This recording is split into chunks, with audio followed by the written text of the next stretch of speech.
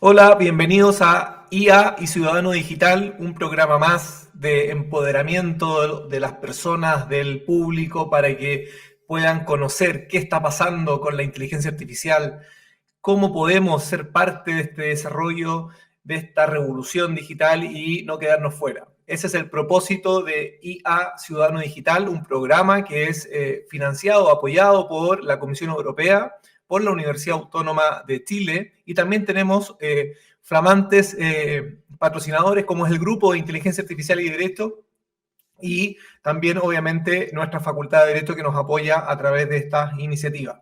Siempre agradecer al canal de la Universidad Autónoma porque es un espacio que es imbalado, o sea, es tremendo valor porque nos permite poder justamente utilizarlos para difundir, dar a conocer la ciencia, pero de una forma que sea pertinente y tenga impacto para la ciudadanía. Ese es el propósito de este programa que busca apoyar a la ciudadanía en general para que, como les decía, se pueda empoderar en el uso de la inteligencia artificial, cómo aprovecharla y también entender cuáles son los desafíos, cuáles son los riesgos, cuáles son los posibles problemas de seguridad que puede significar la inteligencia artificial y cómo esta, ¿no es cierto?, opera a través de distintas aplicaciones. Hoy día tenemos a un tremendo invitado, a un profesor de la casa de la Universidad Autónoma, a un director del Grupo de Inteligencia Artificial y Derecho, experto en temas de seguridad, doctor en Derecho Penal, abogado y conocedor, ¿no es cierto?, de estas materias, y por lo tanto le hemos invitado a nuestro profesor Francisco Bedecarratz, que lo invito ya ahí a la pantalla. ¿Qué tal, Francisco? ¿Cómo estás? Hola, ¿cómo estás, Sebastián? Muchísimas gracias por la invitación. Encantado de estar aquí y discutiendo acerca de un tema tan relevante y tan apasionante y que cambia todos los días como es la relación entre inteligencia artificial y derecho y más concretamente también su interacción con un concepto tremendamente relevante el día de hoy, como es la seguridad. Sí. Bueno, como recién explicaba, es súper importante entender, ya hemos tenido dos programas, este es nuestro tercer programa. Hablamos la primera vez con el profesor Carlos Amunátegui de la Universidad Católica, de los temas generales de la inteligencia artificial, cómo impacta nuestro entorno. En el segundo capítulo estuvimos viendo con el profesor y director también de la carrera de Ingeniería Informática sobre temas de aplicaciones, o sea, cómo podemos aprovechar estas herramientas, el chat GPT y otras herramientas de generación de imágenes, un poco para acercar, ¿no es cierto?, estos contenidos de una forma amigable y que podamos obviamente ser usuarios de ella y no quedarnos fuera de esta herramienta. Y hoy día tenemos a Francisco porque queremos evaluar, conocer, discutir sobre los riesgos o problemas de seguridad que puede significar el uso de la inteligencia artificial y también cómo la inteligencia artificial nos puede ayudar a cerrar ciertas brechas de seguridad en nuestro entorno, Francisco, sobre todo con el problema que vivimos en Chile de altas tasas de delincuencia. Si es posible o no es posible la inteligencia artificial, ¿cierto?, ser una herramienta y una ayuda. Y quiero comenzar con esa primera pregunta. ¿La inteligencia artificial y la seguridad pueden ser aliados para la protección de las personas? Es una muy buena pregunta de partida porque efectivamente tiene una respuesta que es unívoca, una respuesta que puede tener distintas perspectivas. Uh -huh. La inteligencia artificial y la seguridad puede ser enfocada desde una perspectiva de, bueno, eh, nos puede ayudar a nosotros para tener un entorno más seguro, para tener una sociedad más segura, desde el punto de vista de la seguridad ciudadana. O por otro lado también puede ser una pregunta, ¿la ciberseguridad puede beneficiarse de herramientas de inteligencia artificial con el fin de lograr sistemas computacionales más seguros, más resilientes y que estén menos expuestos a ataques? O también, otra pregunta, bueno, ¿puede ser utilizada la inteligencia artificial como un arma en contra nuestra, sea afectando nuestros derechos fundamentales a través de estas mismas tecnologías de tutela de seguridad, o bien utilizada como un arma desde un punto de vista de la ciberseguridad, como una forma de ejecutar ciberataques mucho más eficientemente? o si es que la inteligencia artificial representa un riesgo existencial para los seres humanos, algo que se ha discutido recurrentemente en los últimos meses. Eh, es preciso recordar que a principios de este año, en el primer semestre, tuvimos una declaración de varios científicos que demandaban un alto al progreso de la tecnología de la inteligencia artificial porque estimaban que representaba un riesgo existencial para los seres humanos. Y eso es la naturaleza misma de esta tecnología. Igual Oye, que la Francisco, tecnología y, generada por el sí, ser humano, es dual. sí, y, Va a ser y- utilizada para el bien o para el mal. y en relación a eso, para entender los riesgos que pueden existir de seguridad, ¿qué capacidad tiene la inteligencia artificial para ser realmente una amenaza? ¿Por qué esta alerta de estos científicos, la alerta de estos líderes que están, ¿no es cierto?, tienen a su cargo el desarrollo de la inteligencia artificial, básicamente, y cómo esta está avanzando? ¿Por qué? ¿Qué es lo que puede hacer? ¿Por qué puede ser una amenaza? ¿Cómo explicarlo?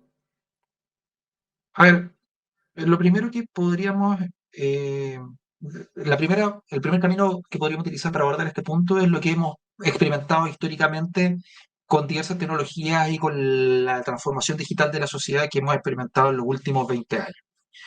Bueno, en principio las redes sociales se veían como algo fantástico, como una herramienta para unir personas, para difundir más rápidamente mensajes, para contactar con familiares o amigos que estaban muy lejos y generar así una sociedad más cohesionada. Pero ahora, en el último tiempo, nos estamos dando cuenta cada vez más que las redes sociales, cuando son mal utilizadas, pueden ser herramientas tremendamente efectivas para manipular la opinión pública, para dividir a personas y derechamente para generar un impacto negativo en la sociedad. Y uno sabe cómo empiezan estos desarrollos tecnológicos, pero no sabe cómo terminan y no sabe cómo pueden ser utilizados. Y lo mismo pasa con la inteligencia artificial.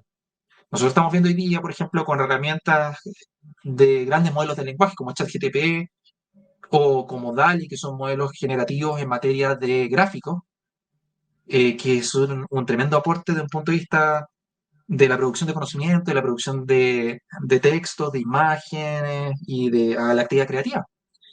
Pero bien puede ser, por ejemplo, utilizado este tipo de herramientas para generar deepfakes respecto de personas, para falsificar la imagen, la apariencia, para traspasar una fotografía de una persona y ponerle un rostro distinto, o bien para utilizar este tipo de herramientas generativas de lenguaje para escribir código malicioso Ujú. y para generar un ataque de manera muy eficiente. Francisco, mira, a ver, una primera pregunta para ir conectando un poco los ciertas cuestiones que estás tocando que yo creo que son súper interesantes. Lo primero es las redes sociales. Yo creo que las redes sociales es una forma, es una manera en virtud del cual nosotros abrimos la puerta de nuestra casa y permitimos que un tercero, en este caso quienes están detrás de las redes sociales, puedan observar lo que hay dentro de esa casa. Eso es un riesgo de seguridad en sí mismo. Pero, pero yo quiero que me lo explique un poco más. ¿A qué nos exponemos cuando ya estamos en las redes sociales y qué es lo que puede hacer y cómo trabaja la inteligencia artificial en las redes sociales?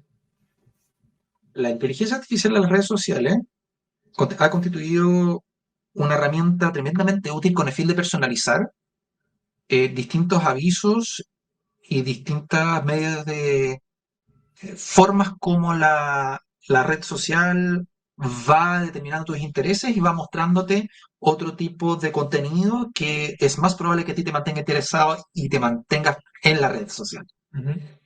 Entonces, la inteligencia artificial es capaz de analizar grandes volúmenes de datos, desde qué cosas haces clic hasta cuánto tiempo te mantienes viendo una foto determinada, para así determinar si es que a ti te interesan, por ejemplo, ver noticias acerca del conflicto de Ucrania, o acerca del plebiscito constitucional en ciernes que tenemos, o acerca de gatitos, o acerca de animales, o acerca de autos, etc. Y de tal forma, a través de estos sistemas algorítmicos que analizan grandes volúmenes de información, se establecen patrones de conducta. Y esos patrones de conducta pueden ser utilizados al día de hoy para hacer targeting en publicidad, pero también puede ser utilizado para determinar tus intereses, tus patrones, tus conductas, con el fin de utilizarlos en alguna acción maliciosa que implique un ataque, que implique un robo o que implique derechamente algo tan simple como la apropiación de estos datos personales para un fin ilegítimo. Sí, es súper interesante. Y cuando te estaba escuchando pensaba en estos delitos, estas llamadas que se hacen desde las cárceles, que no Sí. tiene que ver, obviamente, que ahí el actor que comete el delito es un delincuente que está, ¿no es cierto?, ya condenado, pero utilizan las redes sociales. Y quiero hacer como un paralelo, porque es interesante, porque toda la información que nosotros entregamos a través de las redes sociales puede ser utilizada, y puede ser Así utilizada es.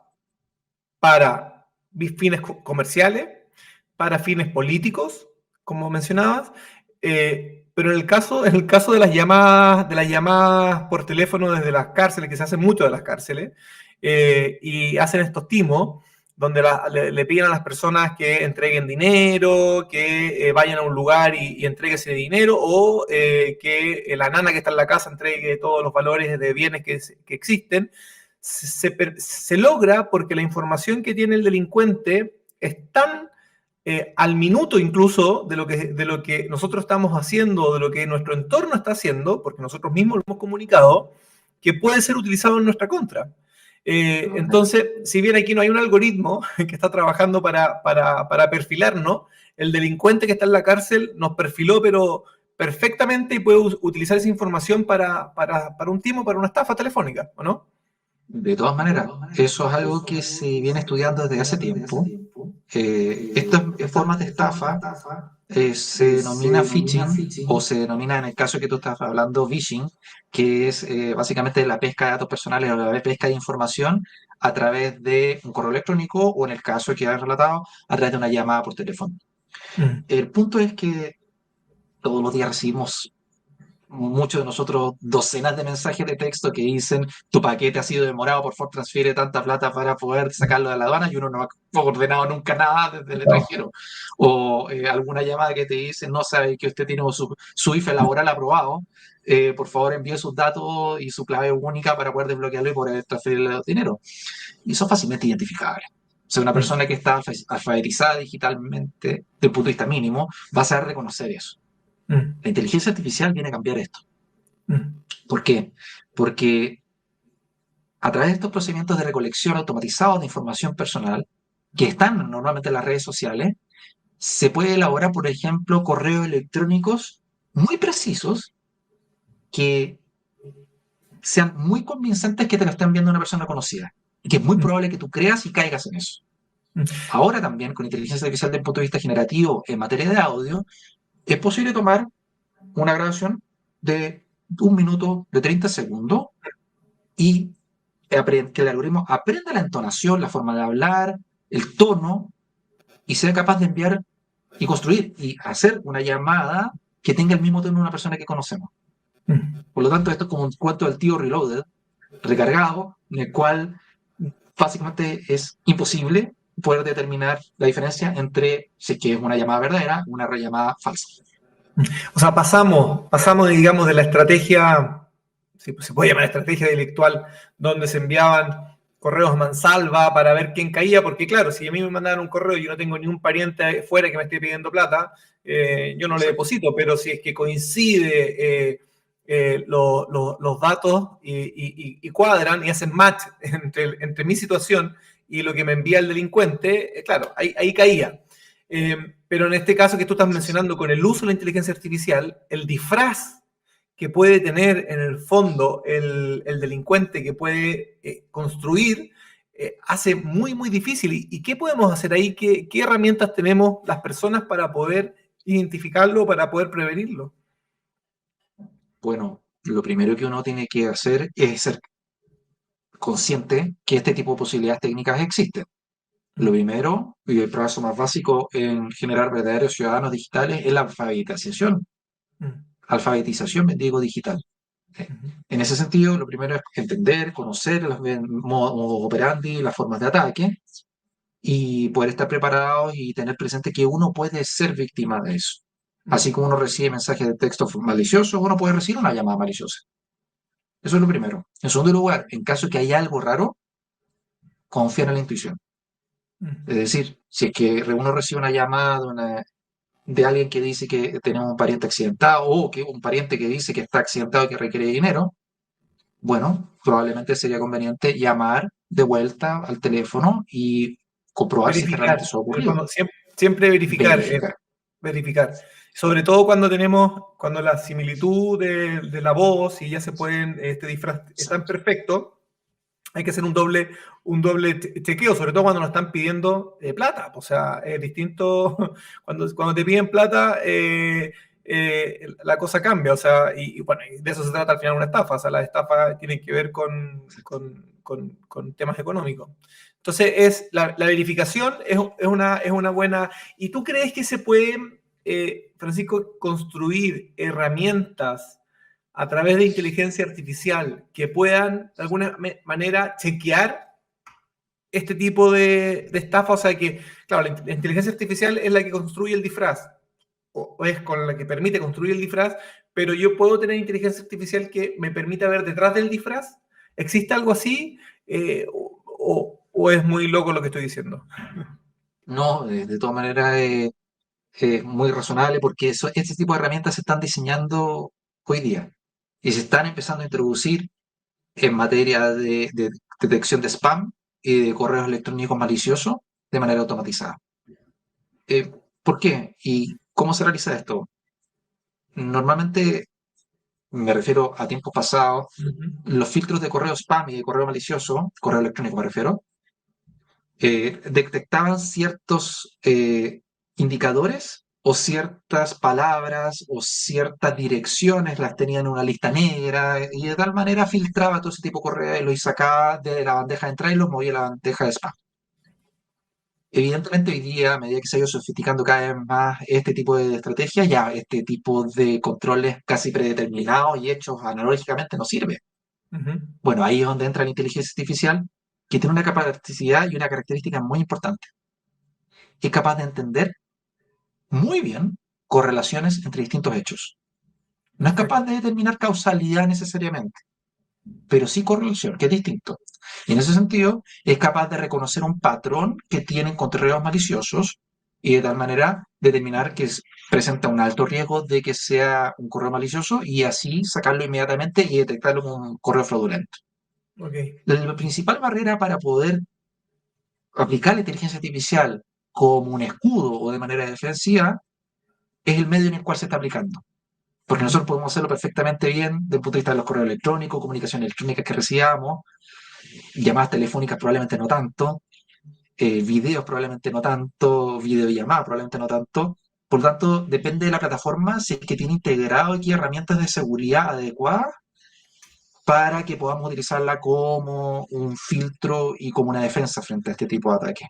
Pero si, por ejemplo, un cliente para llamadas de videoconferencia no tiene instalado aquí un filtro para poder determinar un deepfake, que es algo que es relativamente fácil de hacer al día de hoy, es difícil que nosotros tengamos una defensa al respecto, salvo nuestro propio pensamiento crítico, nuestra actitud crítica fundamental y nuestra desconfianza en nuestra estrategia de verificación. Por eso es importante. Es nuestra última línea de defensa. Perfecto. Oye, Francisco, y pasándonos ya a otra arena, digamos, en la parte más de protección de la ciudadanía a través de evitar delitos o perseguir de manera efectiva a los responsables de un delito. Hoy día tenemos básicamente una regulación que es en Europa, que está a punto de ver, digamos, la luz, que existe bastante restricción a la lectura biométrica de las personas. Se permite, de hecho, o se va a permitir, el reglamento europeo este que se va a dictar, lo va a permitir con ciertas justificaciones, con autorización judicial para la búsqueda de personas, ¿no es cierto?, secuestradas o causas de delitos de terrorismo, en fin. Está bastante restringido. Eh, eh, ¿Cómo ves tú eso? ¿Será una limitación para dar más seguridad a las personas? ¿Afecta los derechos fundamentales nuestros? Si lo utiliza el aparato estatal, ¿es un buen aliado? ¿Cuál es tu mirada respecto de ese tipo de política? A ver, desde el punto de vista de la utilización de la inteligencia artificial en la seguridad ciudadana, Ujú. yo creo que es una herramienta tremenda y que nosotros como ciudadanía tenemos que discutir esto, tenemos que verlo como una posible ventaja comparativa frente a formas de criminalidad que van evolucionando día a día y que tenemos que encontrar la forma de mejor regularlo con el fin de que la aplicación de esta herramienta, esta tecnológica, no genere más daños de lo que busca prevenir. Y es decir, no genere daño no genere un problema para los datos personales o ese tipo de efectos negativos. En ese sentido, la regulación, por ejemplo, que está realizando la Unión Europea es interesante. El principal producto exportador cultural de la Unión Europea es su regulación. Ujú. Eh, de hecho, generalmente las invenciones que existen, que se realizan en otras partes del mundo, bueno, Europa es la primera que realiza la regulación para evitar que tenga efectos negativos. Por lo tanto, nosotros vamos a tener que dar un vistazo bien profundo al reglamento acerca de inteligencia artificial, con el fin de ver si es que podemos aplicar este tipo de enseñanzas aquí en Chile, particularmente en el proceso legislativo que se está discutiendo. En Chile tenemos también un proyecto de ley que se ingresó durante este año y está actualmente en discusión en el Congreso para regular la inteligencia artificial y que toma varios elementos de lo que se ha discutido en Europa para aplicarlos en Chile. Ahora, respecto a lo que me preguntabas tú del reconocimiento biométrico, efectivamente es uno de los puntos más contenciosos de la regulación europea en materia de inteligencia artificial. Ujú. De hecho, la propuesta inicial que realizó la Comisión fue prohibir el reconocimiento biométrico en tiempo real. Ujú. Es decir, se podía realizar reconocimiento biométrico. Para explicarle a nuestros Ujú. auditores, el reconocimiento biométrico, partamos un poquito, de un Sí, paso más atrás. sí. El reconocimiento biométrico es básicamente que en una grabación, en un sistema de captura de imagen, un sistema algorítmico sea capaz de reconocer quién está siendo filmado o está siendo grabado en base a biometría, es decir, en base a la medición de algunas características físicas de tu cuerpo. El ancho de las pupilas de los ojos, la nariz, la boca, si es que uno tiene barba, no tiene barba, si es que tiene tatuaje, no tiene tatuaje, la forma de caminar incluso. Perfecto. Todo eso es biometría. Y hoy día existen sistemas algorítmicos que son capaces de poder reconocer dónde está una persona en la calle en un momento determinado a través de cámaras de grabación, como se aplica de manera bastante irrestricta en China. Bueno, la Unión Europea lo que está planteando y lo que planteó la Comisión fue prohibir en todo momento y en todo caso la grabación y el reconocimiento biométrico en tiempo real. Ahora, Perfecto. al parecer lo que se acordó a través del Parlamento, que siempre tiende a generar mayores procesos de laxitud de las propuestas que Sí. realiza la Comisión, es permitirlo ciertas circunstancias. Entonces hay que ver, bueno, cuando salga el texto definitivo de la ley de inteligencia artificial, más llamada ley de inteligencia artificial, en realidad un reglamento, vamos a tener que ver cómo quedó esta norma y en qué circunstancias se permite el reconocimiento biométrico, porque al parecer se va a permitir en algunas circunstancias. Sí.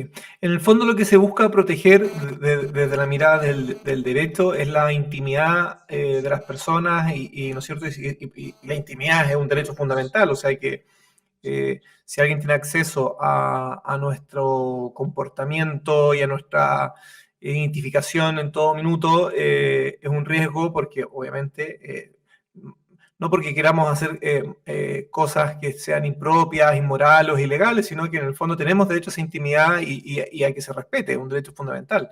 Ahora, cuando los niveles de inseguridad son tan altos, cuando la sociedad se ve tan expuesta a sufrir ¿no es cierto? A ser víctima de un delito, empezamos a ceder esos derechos. Entonces hay un riesgo de que la misma sociedad en el fondo termine pidiendo este tipo de protección, entre comillas, para poder, ¿no es cierto?, evitar ser víctima de un delito. Entonces es una cuestión bien compleja y es como decir, bueno, esta herramienta sigue estando a la mano, está ahí, ¿por qué no la ocupamos? De todas maneras, y cuando tenemos una situación de seguridad ciudadana tan compleja o que se está complejizando en tal medida como está ocurriendo en Chile, bueno, la tentación es grande de utilizar este tipo de herramientas para poder identificar dónde está qué persona, en qué lugar y haciendo qué cosa. Mm. Bueno, aquí en Chile tenemos una especie de choque cultural, porque la idea y la expectativa de privacidad, es decir, a cuánta privacidad y cuánta protección nosotros podemos esperar obtener en un determinado lugar, que concepciones son distintas, como se entiende en Europa, a como se entiende en Estados Unidos, por ejemplo. Y en Chile nosotros tenemos, al parecer, a través de la sentencia de la Corte Suprema, particularmente en materia del caso de globos aerostáticos, que la expectativa de privacidad en el ámbito público, al parecer, no tiene el mismo nivel de protección que existe en Europa. Entonces, hay que ver cómo vamos a adoptar esta regulación europea y si realmente vamos a poder aplicar este tipo de herramientas de reconocimiento bio o no en Chile. Ok. Oye, y pasando a otro tema un poco más amplio ahora, para entender de lo que hablábamos en los primeros minutos del programa, en el sentido del riesgo que significa la inteligencia artificial en sí misma. ¿Cómo podemos dimensionar ese riesgo? ¿Cómo podemos explicarlo? ¿Y cómo podemos, de alguna forma, nosotros como ciudadanos estar expuestos al riesgo de inseguridad que significa el uso de la inteligencia artificial o el desarrollo de la inteligencia artificial en general? Bueno, lo primero que uno tiene que tener presente es que este tipo de herramientas que generan tales capacidades o que contienen tales capacidades para hacer seguimiento, para hacer reconocimiento de imagen, generan una invasión efectivamente en nuestra privacidad. Y eso, puestas en malas manos, por ejemplo, de un gobierno que tiene inclinaciones menos democráticas que otro, puede generar también una invasión intolerable en los derechos fundamentales de las personas. Entonces, el principal riesgo y el riesgo más cercano es el mal uso que se puede realizar de la tecnología y la inteligencia artificial. Si me permite, puedo mostrar un video en relación con eso que De puede todas, dar ciertas luces respecto de el alcance de la tecnología en la materia. de todas maneras, Aquí como tenemos, por decir, ejemplo, sí, perdón, dale, dale, Francisco, explícalo, explícalo. Que corre, aquí corre tenemos, por video, digamos, ejemplo, un corre video. software. Ya, corramos video. Voy a dar una breve introducción porque esto es muy corto. Ajá. Entonces quiero dar cierto contexto. Aquí está un software, el título está abajo en la barra, que ofrece una alternativa para hacer seguimiento de trabajadores dentro de un restaurante y de evaluar su rendimiento. Y si ustedes se fijan, ahora estamos mostrándose el video, Sí, que se mide cuánto tiempo han estado los clientes, los que están en verde, sí, y cuánto es la productividad de los denominados baristas, es decir, de las personas que sirven café. Y aquí se mide, por ejemplo, que una persona, Olga, ha servido tres tazas, Vika ha sí. servido 10, Ana está envuelta en llamas porque ha servido 20. Entonces, esto son herramientas que hoy día se están ofreciendo y se están ofreciendo como modelos de gestión en el ámbito laboral. Bueno, esto nos mueve a hacernos ciertas preguntas. ¿Hasta qué punto se puede utilizar este tipo de herramientas en el ámbito laboral? ¿Y hasta qué punto los trabajadores pueden sentirse trabajando cómodamente en un ambiente que están siendo totalmente vigilados? Mm, Por ejemplo, en otro sentido, también puede ser un sistema que sea de videovigilancia en el público que detecte automáticamente si un sujeto saca un arma. ujú, Bueno, ¿y qué pasa si es que yo estoy sacando un cuchillo por otra circunstancia, porque lo he comprado recién, o porque estoy haciendo un arreglo en algún lugar, etcétera? Entonces existe un riesgo del mal uso y un riesgo de la mala identificación que puede generar un impacto en los derechos fundamentales de la persona. Ahora, estos son los casos más probables que ocurran, mm. pero también existen otros casos que están siendo analizados y que son muchísimo más catastróficos. Sí. Existe un concepto que se denomina la inteligencia artificial general, Ujú, la AGI, Artificial General Intelligence, por sus siglas en inglés. Y esos son sistemas inteligentes que no están enfocados en realizar solamente una tarea específica sí. o que de resolver un problema en concreto, como por ejemplo un sistema de reconocimiento de imagen como el que acabamos de ver. En realidad, estos sistemas son capaces de resolver una amplia cantidad de problemas, una amplia variedad, un amplio abanico, y que tiene una inteligencia que se asemeja a la del humano. Esto representa un Mm, riesgo primero de una alteración muy radical de la sociedad, de la estructura y de la tela de la sociedad, básicamente, donde puede existir un reemplazo importante de puestos de trabajo, donde puede existir un cambio en las formas de gobierno, etcétera. puede modificar muy rápidamente la sociedad y eso puede generar un problema social importante porque puede dejar muchas necesidades insatisfechas de la población. Por ejemplo, si se elimina a través de una inteligencia artificial un determinado sector de la economía porque lo reemplaza esta mega inteligencia artificial, bueno, ¿qué se hace con el desempleo que eso genera? Y Ujú, con el proceso no ha sido paulatino, eso genera un desajuste importante. ujú. Esto sin contar, por ejemplo, sistemas de inteligencia artificial que tienen un riesgo por su propia autonomía a través de una evolución maliciosa del sistema algorítmico que empieza a generar daños a la población, incumpliendo así una ley clásica de Isaac Asimov, que estableció desde hace ya casi 100 años atrás que uno de los mandatos de los robots es no dañar a un ser humano, pero tiene Claro, excepciones. claro. Interesante, bueno, nos vamos a ir a una pausa ahora, pero antes de irnos a la pausa, para no dejar el tema del video, bien, bien interesante. O sea, aquí hay lectura, reconocimiento biométrico, porque estamos identificando a personas. Es así, ¿no es cierto? En el video que recién Así mostramos. es, este tipo de sistemas, no sé si este sistema algorítmico en particular, pero de todas maneras es capaz de realizar reconocimiento biométrico, identificar y diferenciar a un trabajador o trabajadora respecto de otro. Y además, Y eso se puede hacer mediante está biométrica. Y además, cuando lo que mostraban en verde, mostraban minutos, el tiempo que llevaba cada cliente. O sea Así que, es, lo que mostraba en verde era el tiempo de cada cliente. claro. Ahora, cuando esto se utiliza, ¿hay alguna regulación, Francisco, en Chile para poder, eh, no sé si prohibirlo, pero sí para regularlo, por ejemplo, para que los trabajadores sepan que se está utilizando este tipo de reconocimiento y de gestión, o que los propios consumidores que están ahí en el bar sepan que también están de alguna forma tomando datos de ellos, porque el comportamiento al final son datos. Entonces, eh, ¿cómo está la situación? ¿Sabes algo de eso, no?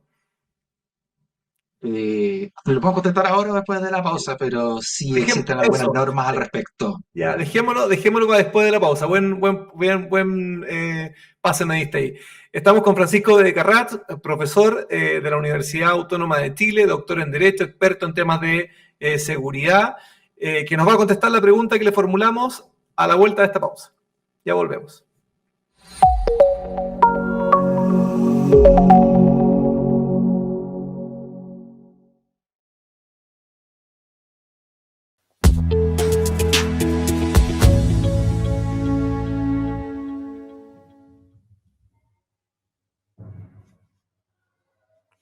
Bueno, bienvenidos de nuevo a esta segunda parte de IA Ciudadano Digital. Estamos con el profesor y abogado y experto en temas de ciberseguridad y seguridad en el ámbito de la inteligencia artificial, director también del Grupo de Investigación Inteligencia Artificial y Derecho. Estábamos conversando con el profesor Bede Carrat sobre un video que mostramos. No sé si lo pueden poner de nuevo ahí porque es bien interesante. Es un video Claro. que nos muestra el profesor de Carrat, donde se ve el comportamiento tanto de trabajadores y es un modelo de gestión, ¿no es cierto, Francisco? Donde el dueño, digamos, puede saber qué es lo que está pasando en su negocio y cómo funciona cada uno de sus empleados, cómo rinde y cómo se comportan también los consumidores, ¿o no? Claro, este es un modelo de control dentro de un restaurante, en realidad una cafetería, donde se mide cuánto tiempo ha pasado cada cliente en su puesto. Hay aquí personas que están 5 minutos, una pareja que está 1 hora y 15 minutos, otra persona que está 25 minutos, etcétera. Y los que están marcados en azul son los trabajadores y se mide, bueno, cuántos cafés han servido cada una de las personas que están atendiendo detrás del mostrador. Y de tal manera medir su rendimiento. Sí.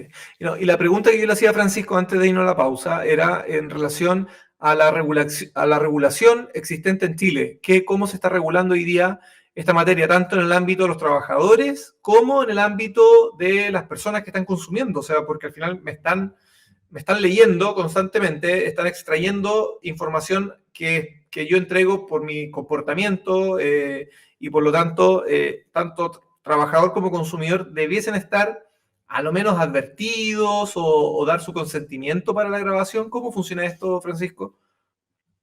Bueno, del punto de vista de los trabajadores es donde tenemos cierta regulación en la materia Ya. específica. porque en los otros casos interviene la regulación general. Es decir, existe una ley de protección de datos personales en Chile que establece, bueno, cuáles son las reglas para el tratamiento de los datos personales, y aquí esta situación se somete a la regulación general.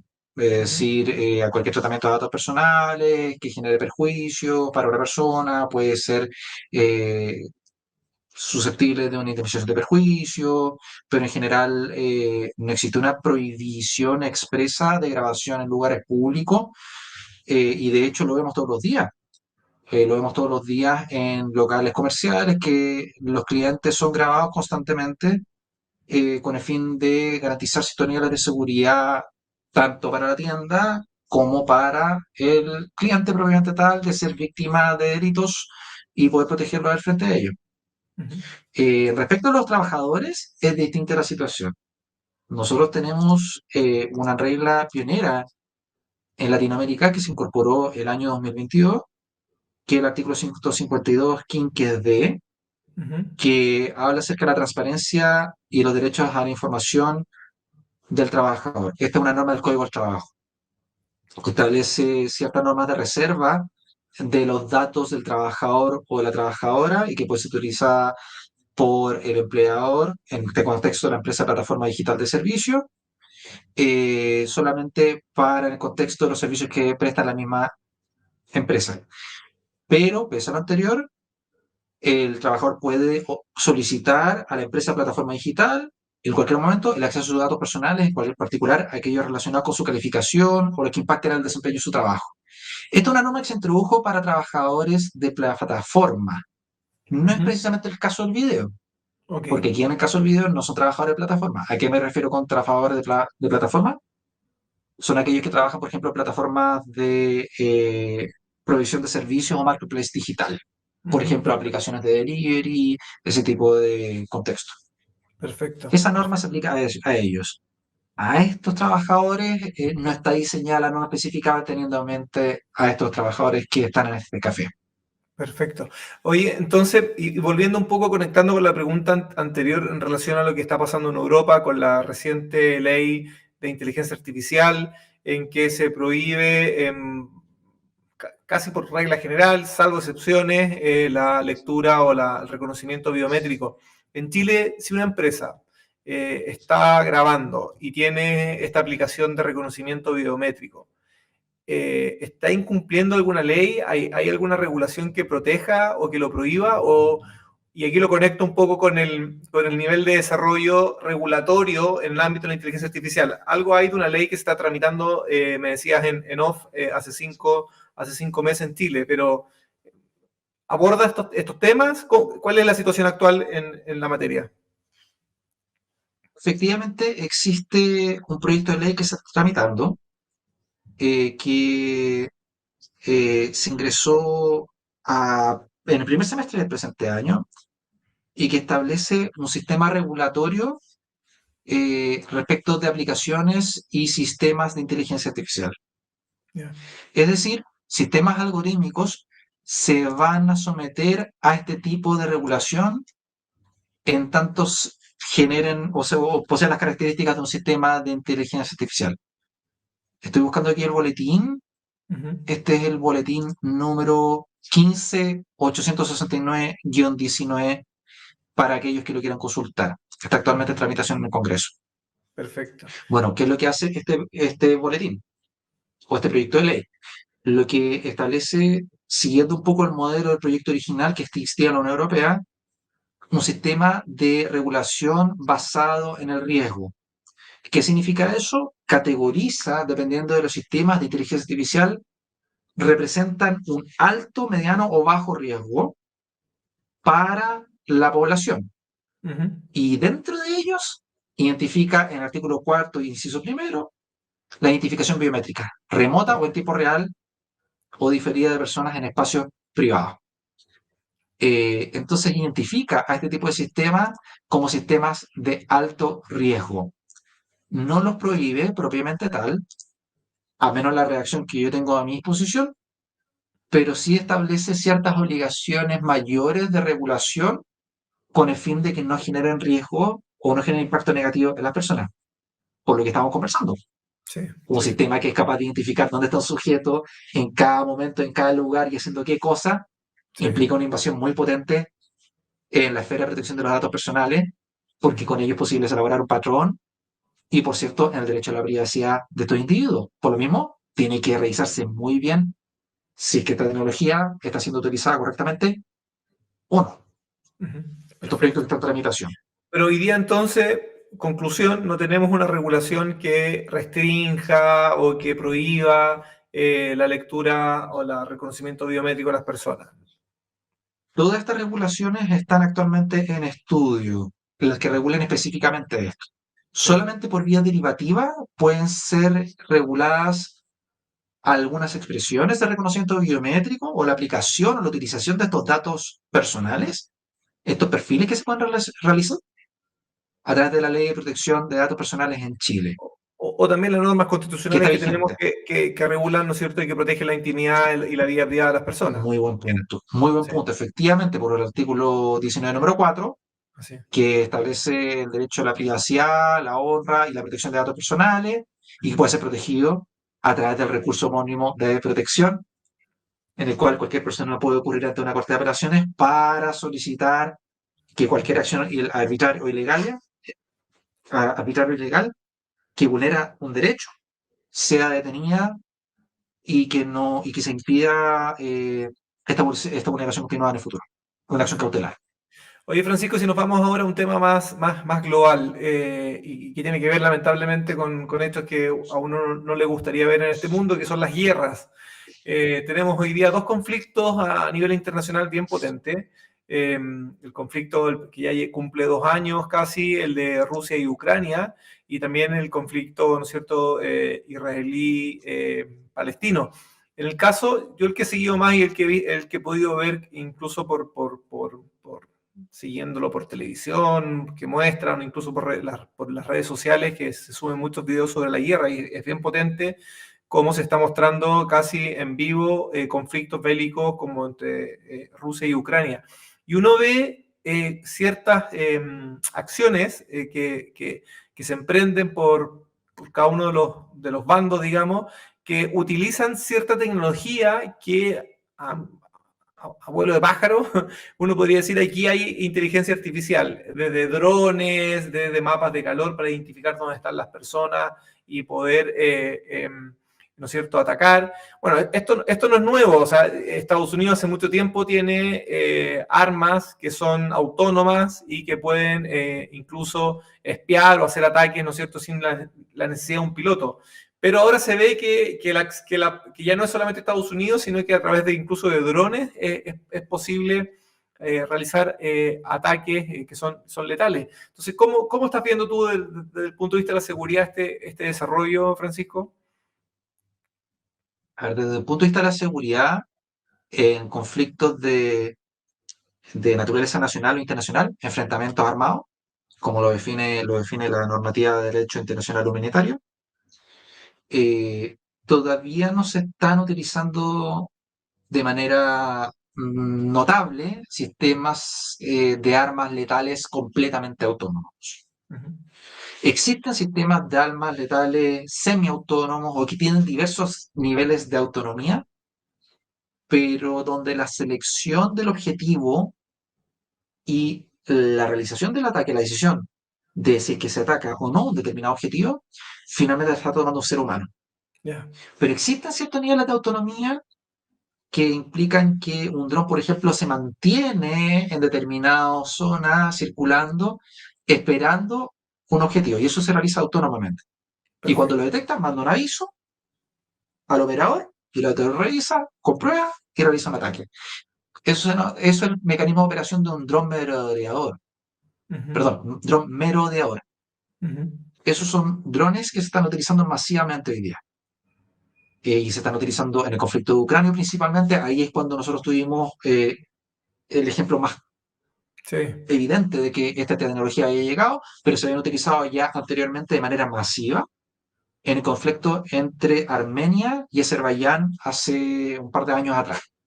Perfecto. Ahora, esto no se está utilizando todavía al día de hoy. Me refiero a sistemas de armas que sean completamente autónomos Es decir, que identifiquen, evalúan los riesgos, decidan atacar y ejecuten el ataque de manera autónoma, no están totalmente introducidos hoy día en el campo de batalla, pero en algún minuto sí se van a introducir, Mm, cuando bajen los costos de la tecnología.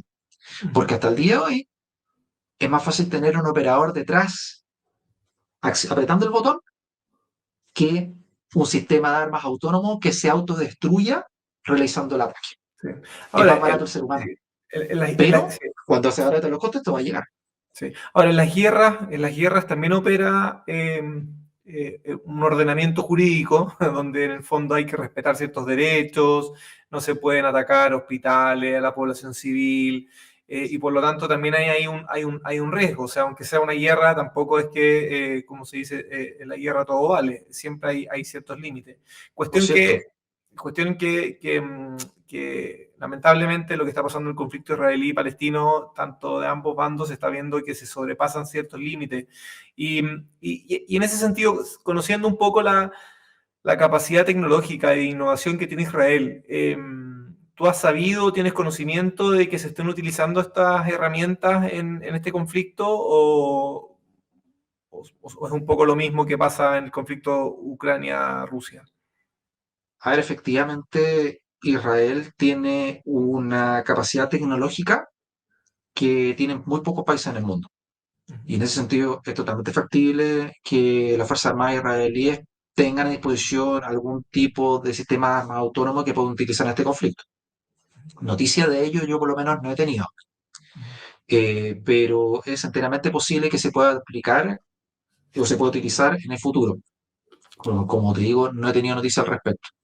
Ahora bien, el problema ocurre con la hipótesis de responsabilidad del uso de este sistema de armas autónomos que finalmente generan un crimen de guerra. Ujú, Porque nosotros hemos tenido noticias, por ejemplo, del bombardeo del hospital de Gaza, ujú, que el bombardeo de hospitales y en general de infraestructura civil, pero muy particularmente hospitales o centros de salud, constituye una acción constitutiva de crimen de guerra, ujú, bajo ciertos requisitos, pero acción constitutiva de crímenes de guerra. Tenemos también noticias, por ejemplo, de lo que ocurrió en las primeras semanas del conflicto entre Rusia y Ucrania con el bombardeo del teatro en Mariupol, ujú, donde murieron cerca de 400 civiles, si mal no recuerdo. ujú. Bueno, estos son hechos que son constitutivos de crímenes de guerra y que los realizan humanos. Es decir, ya con todos con los filtros y con el entrenamiento que tiene un ser humano, puede generarse este tipo de situaciones que son complejas y que son muy difíciles. Imaginémonos, por ejemplo, un dron que está volando arriba de un poblado, que es completamente autónomo y que está buscando objetivos militares. Y pasa arriba de una escuela y escucha himnos militares y lanza un misil a la escuela que la detona. Y Claro. finalmente no había un regimiento dentro de la escuela, no había una compañía de soldados, había una clase de escolares, de estudiantes que estaban cantando himnos para asusar a las tropas y para hacer una especie de Sí, ejercicio patriótico. sí. Eso constituye perfectamente un crimen de guerra. Bueno, ¿quién es el responsable? En ese caso, si la decisión la tomó autónomamente el sistema algorítmico de inteligencia artificial. Sí, Una pregunta muy espinosa desde un punto de vista derecho penal y derecho internacional humanitario. sí, Porque sí, finalmente, si es que no existe decisión humana apretando el botón, sí. la categoría de imputación se enfrenta a un serio problema. Sí, bueno, hay todo un desafío, también lo hemos visto desde el punto de vista de la responsabilidad civil, quién es el que responde, si el dueño, el usuario, en fin, hay un tema bien interesante que podríamos abordar ahí con expertos en responsabilidad penal y civil más adelante. Pero Francisco, volviendo ahora a temas nacionales, pensando en cómo podemos mejorar la efectividad de los procedimientos del proceso penal, ya sea del punto de vista de predecir, ¿no es cierto?, cómo podemos predecir ciertos delitos y luego también cómo podemos evitar la reincidencia, cómo podemos evitar, ¿no es cierto?, que personas que tienen que estar privadas de libertad lo estén y los que tienen que realmente estar libres con medidas restrictivas de libertad que no sea la prisión preventiva, no la tengan. Entonces, la inteligencia artificial como esta capacidad, ¿no es cierto?, que supera ya a la de humanos en el sentido que puede analizar una gran cantidad de datos que nosotros como personas no lo podemos hacer, y esa gran cantidad de datos que puede ser analizada por esta inteligencia puede tomar decisiones mucho más complejas, sobre todo en esta materia. ¿Cómo lo ves? ¿Cómo está funcionando esto? ¿Se está utilizando? ¿Cómo está operando a día de hoy? En Chile en concreto no. A ver, lo que se ha utilizado en el extranjero son estas clases de sistemas algorítmicos capaces de reconocer el riesgo de reincidencia o el riesgo delictivo de los individuos al momento de decidir acerca de la libertad condicional de un sujeto que está condenado. Eso ocurre principalmente en Estados Unidos, en distintas jurisdicciones estatales donde se utilizan estos sistemas algorítmicos para evaluar automáticamente el riesgo que representa una persona que está condenada y que presenta una solicitud de probation, es decir, de libertad condicional, como lo conocemos aquí en Chile, con el fin de poder determinar si es que él representa un riesgo para la sociedad o no, y por lo tanto no será liberado o si será liberado. Bueno, esto se realiza de manera automatizada. ¿Por qué en Estados Unidos? Porque es capaz de reconocer patrones de conducta, factores, criterios que arrojan un mayor riesgo en caso de que se presente en un individuo de que genere un crimen futuro.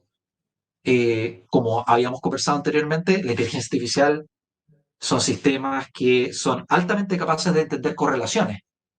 Entonces, si es que un sistema de inteligencia artificial es capaz de relacionar variables como, por ejemplo, consumo de alcoholismo, episodios de violencia familiar, una niñez traumática, un bajo nivel educacional, un problema de falta de trabajo, va a ser capaz de determinar si es que ese cúmulo de circunstancias representa un caso de mayor riesgo delictivo o no, que lo puede hacer de manera más eficientemente que un juez. Imaginemos, por ejemplo, que en Chile todos los años existen alrededor de 15.000, 20.000 solicitudes, perdón, alrededor de 10.000 solicitudes de libertad condicional, Perfecto, donde tienen que hablarse 10.000 personas y que tienen que revisarse los antecedentes y el expediente de 10.000 personas que están siendo condenadas. Ahora, Y donde existen errores brutales, como el caso Ámbar. el riesgo que existe en estos casos, Francisco, dime si estoy en lo correcto o no. Yo siempre vuelvo a ciertos conceptos claves para que la gente los entienda en su casa.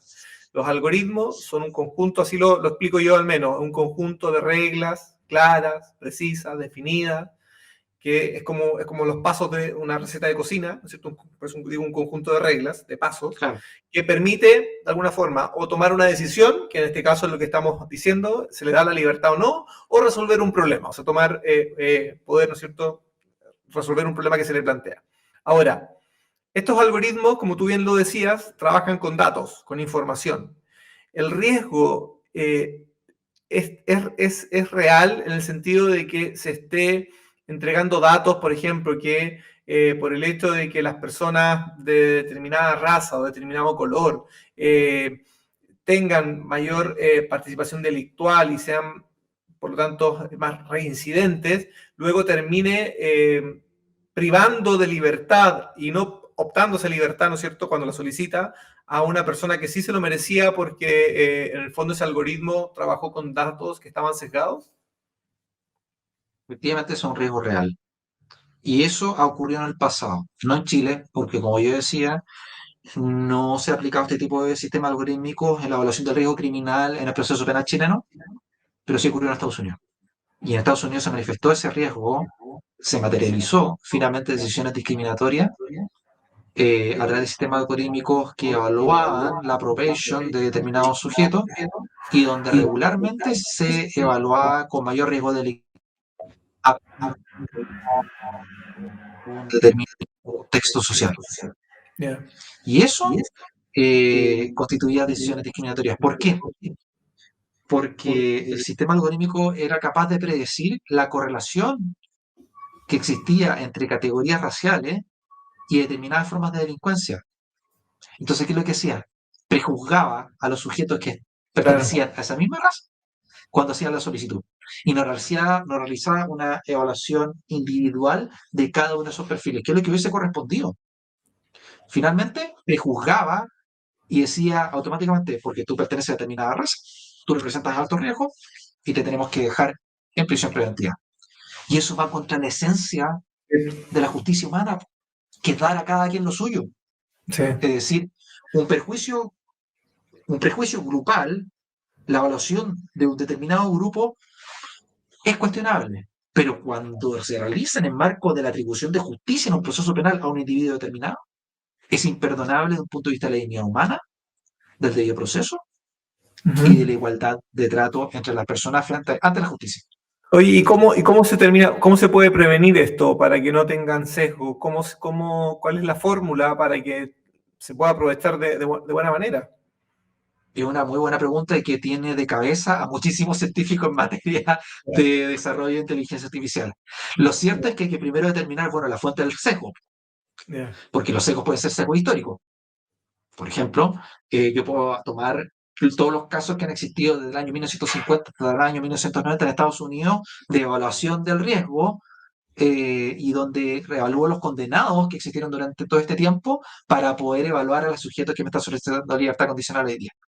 ¿Es un sesgo histórico finalmente? ¿O Sí. introduce un sesgo histórico? Porque todas esas sentencias probablemente también habían sido dictadas con los sesgos de esa época, de entre los cuales se encontraban distintas concepciones acerca de la raza y de la igualdad entre las personas. Entonces, eso introduce un sesgo histórico. ¿Cuál es la solución en este caso? Los datos con los cuales entreno el algoritmo. Y depurar este tipo de sentencias, depurar los datos con los cuales entreno el algoritmo para poder llegar a esa solución. Otro tipo de sesgo puede ser sesgo, por ejemplo, de los programadores.